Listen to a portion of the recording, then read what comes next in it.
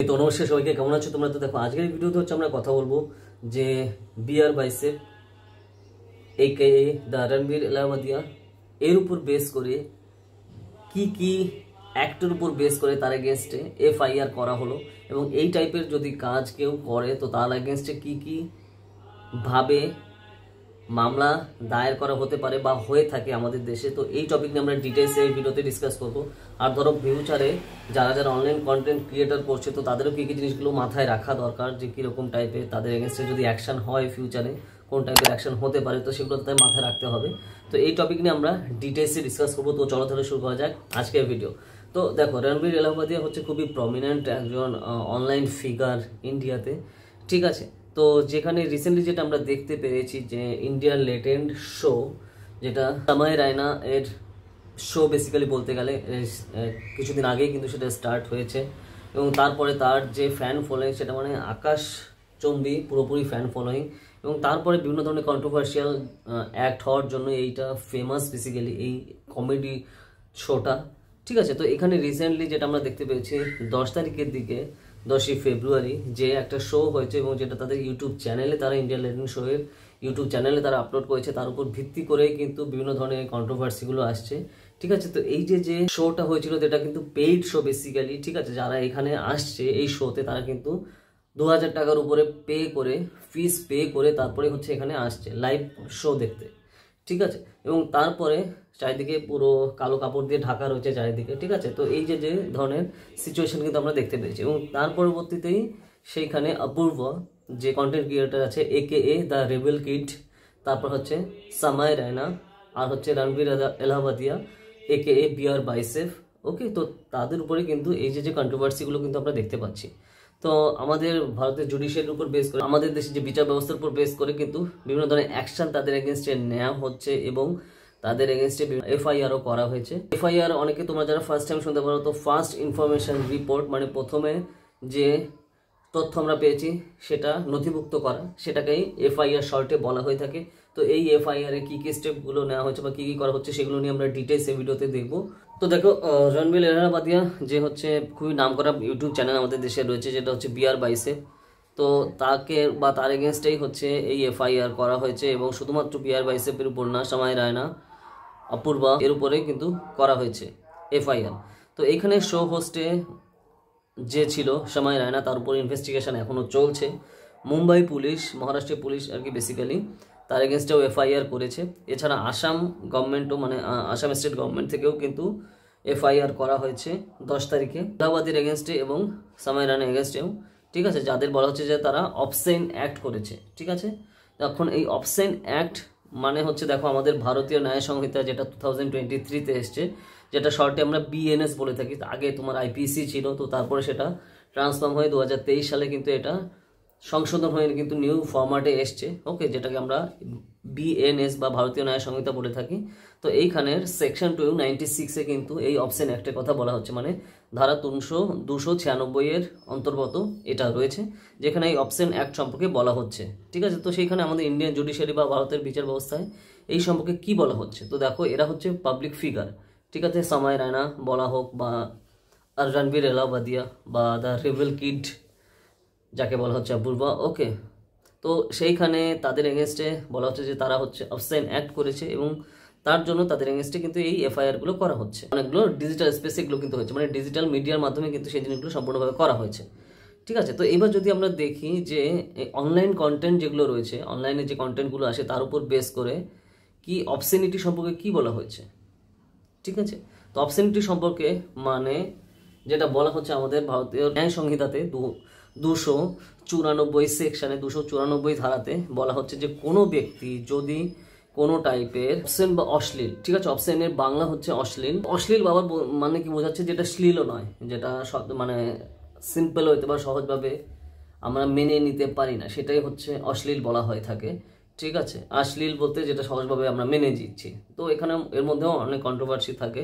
যদি কোনো ব্যক্তি যদি কোনো টাইপের এই ধরনের অশ্লীল জিনিস আমদানি করে বা রপ্তানি করে বা তার বিজ্ঞাপন পড়ে বা সেটা বিক্রি করে সেখান থেকে কোনো প্রফিট লাভ করে বা লাভজনক কোনোভাবে পেশা হিসেবে সেটা ইউজ করে, যেটা বিভিন্ন ফরম্যাটে হতে পারে, যদি বইও হতে পারে, কোনো ধরনের ছবিও হতে পারে, যে কোনো টাইপের ফিগারও হতে পারে, ঠিক আছে। এবং তার মধ্যে display of any contained in electronic form, মানে তুমি যদি অনলাইনেও সেই জিনিসগুলো তুমি শো করো, দেখাও বা ইউজ করো, তো সেগুলো কিন্তু এই সেকশনের আন্ডারে অশ্লীল বলা হচ্ছে। যেটা ইন্ডিয়ান কোড যেটা আগে ছিল, যেটা নিউ ফরম্যাট হয়েছে, যেটা আমি আবার বললাম যে ভারতীয় ন্যায় সংহিতার সেকশন 294-এ কিন্তু অশ্লীল সম্পর্কে এই টার্মগুলো ইউজ করা হচ্ছে, ঠিক আছে। তো এই টাইপের জিনিস যেই করবে, যে ব্যক্তি, তো তার এগেনস্টে কিন্তু এই যে এই সেকশন 294-এর মাধ্যমে তার এগেনস্টে কিন্তু অ্যাকশন নেওয়া হবে বা মামলা করা হবে তার এগেনস্টে। এই যে ম্যাটেরিয়াল কিন্তু এক্সেসিভ যদি সেক্সুয়াল হয়, ঠিক আছে, মত্তজনক সেটা বলা হচ্ছে। সেক্সুয়াল যদি আমি পুরো বাংলা হইতে বলছি যাতে তোমাদের সেটা বুঝতে সুবিধা হয়, ঠিক আছে। তো এই যে টাইপের আমরা কন্টেন্টের কথা বললাম, যে বিষয়ের কথা বললাম, তো সেটা কামোত্তেজকও হতে পারে, ঠিক আছে, বা অশ্লীল যেই টাইপেরই হোক না কেন, সেগুলো কিন্তু এর মধ্যেই চলে আসছে। এবং সেটা যদি কেউ কেনে বেচে বা সেটা প্রফিট লাভ করে সেখান থেকে, তো সব তার এগেনস্টে কিন্তু অ্যাকশনগুলো নেওয়া হবে, ঠিক আছে। এবং এই টাইপের কাজ যে করবে তাদের কিন্তু 2 বছরের জেল হবে এবং 5,000 টাকা করে জরিমানা।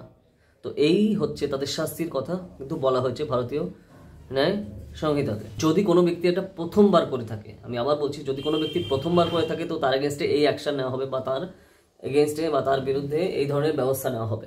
নেক্সট, এইবার যদি অন্য অ্যাক্টও যদি আমরা দেখি, তো সেখানেও কিন্তু এই সম্পর্কে বলা রয়েছে যে ইনফরমেশন টেকনোলজি অ্যাক্ট 2000, মানে ভারতের যে তথ্য প্রযুক্তি আইন রয়েছে 2000 সালের, তো এই আইনের 67 নম্বর ধারায় বলা রয়েছে যে কোনো ব্যক্তি যদি এই টাইপের কোনো ধরনের ম্যাটেরিয়াল, ঠিক আছে, অশ্লীল ম্যাটেরিয়াল অনলাইনে ব্যবহার করে বা পাবলিশ করে, তো তাকেও কিন্তু এই যে ইন্ডিয়ান ইনফরমেশন টেকনোলজি অ্যাক্ট 2000-এর মাধ্যমে সেকশন 67-এর উপর ভিত্তি করে তার এগেনস্টেও কিন্তু মামলা হবে এবং তার এগেনস্টে তাকে কিন্তু সাজা দেওয়া হবে। এরপরেও দেখো, আরও যদি আমরা ডিটেলে বলে যে এই যে টাইপের আমরা যেটা দেখলাম যে ভারতীয় ন্যায় সংহিতার সেকশন 294-এর মাধ্যমে তার বিরুদ্ধে এই যে মামলা করা হচ্ছে, যেটা আগে কোথায় ছিল, মানে আগে একটা কি ছিল, সেটা হচ্ছে দেখো, এটা আগের আইনটা ছিল হচ্ছে ইন্ডিয়ান পেনাল কোড 1860-তে, ঠিক আছে, সেকশন 292-তে এতে ছিল, ওকে, যেটা আমরা আইপিসি, যেটা দেখো আমরা সিভিল সার্ভিসে যদি আমরা ছাড়া কেউ প্রিপারেশন করে থাকো তোমরা জেনে থাকবে,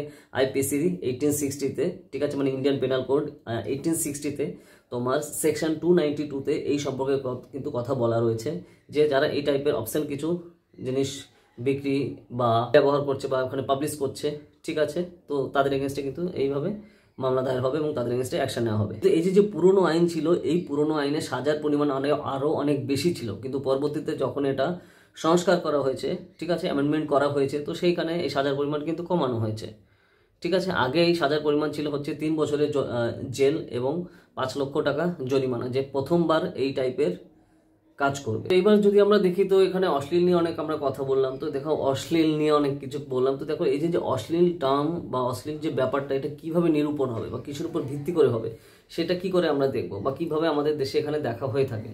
তো দেখো, প্রথমে আমাদের মাথায় রাখতে হবে যে এই যে অশ্লীল যে বলে যে ব্যাপারগুলো, তো সেই যে অশ্লীল এই যে ব্যাপারটা ম্যাক্সিমাম ওয়েতে নেগেটিভ ওয়েতে পাবলিশ করা শুরু হয় হচ্ছে ব্রিটিশদের দ্বারা আমাদের এগেনস্টে, ঠিক আছে। তো এটা ব্রিটেনেও তোমার সেই হিসাবে শুরু হতো এবং সেই জিনিসটা যেহেতু ব্রিটেনের কলোনি আমরা ছিলাম, ঠিক আছে, তো সেই জিনিসটা আমাদের দেশে কিন্তু তার জন্য অ্যাপ্লাই করা হয়েছে। যদি আমরা একটু ব্যাকগ্রাউন্ড দেখি, তো তাহলে মানে প্রথম দিককার যদি অবসেনিটি ল দেখি বা অশ্লীল কোনো টাইপের কাজ করার জন্য যে টাইপের যদি আমরা আইন দেখি, তো তাহলে সেটা দেখা হচ্ছে বা বইয়ের কথা বলা হয়, তাহলে হচ্ছে সেটা লেডি চ্যাটারলেস লাভার বই, ঠিক আছে, বইয়ের নাম হচ্ছে লাভার, লিখেছে হচ্ছে ইংলিশ রাইটার D.H. লরেন্স।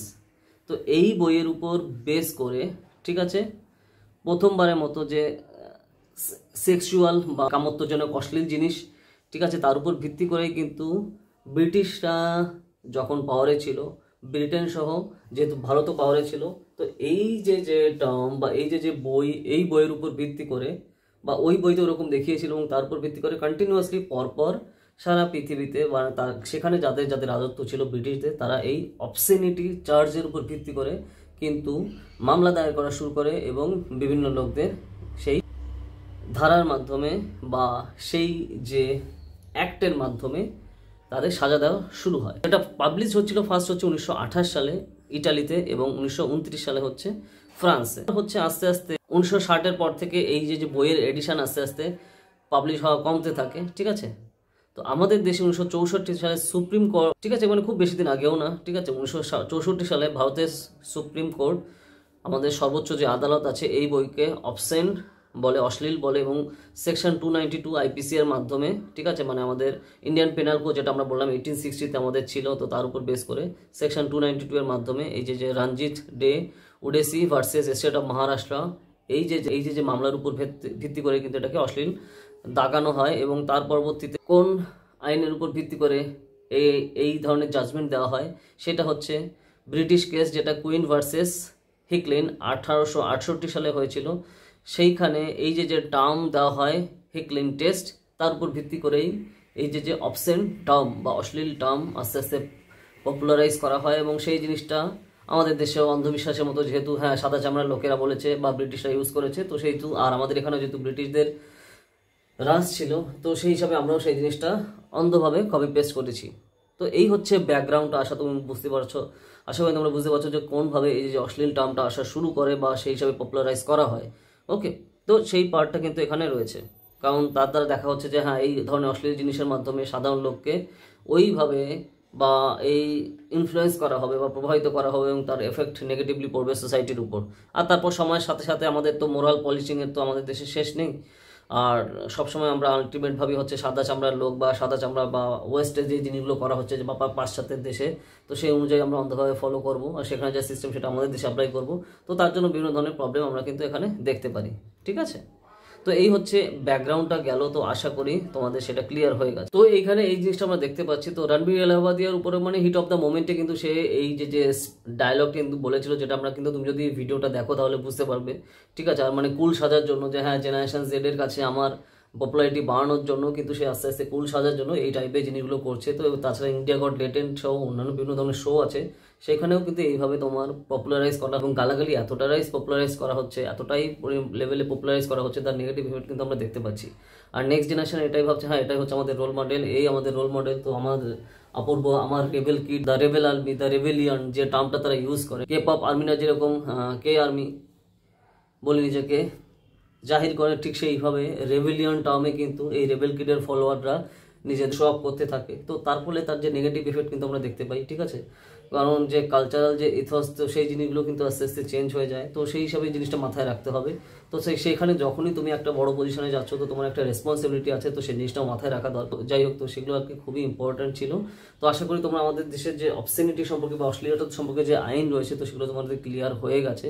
আর এটা নিয়েও আমি ডিটেলে ভিডিও করেছিলাম, মানে অবসেনিটি কি বা আমাদের দেশে পর্ন সম্পর্কে কি টাইপের অ্যাক্ট রয়েছে, পর্ন দেখা নিয়ে বা আইটি অ্যাক্টে কি কি রয়েছে, এটা নিয়ে আমি কয়েক বছর আগেও ভিডিও করেছিলাম। যদি তোমরা দেখে না থাকো আই বাটনে দেখে নিও, ঠিক আছে, তোমাদের ক্লিয়ার হয়ে যাবে।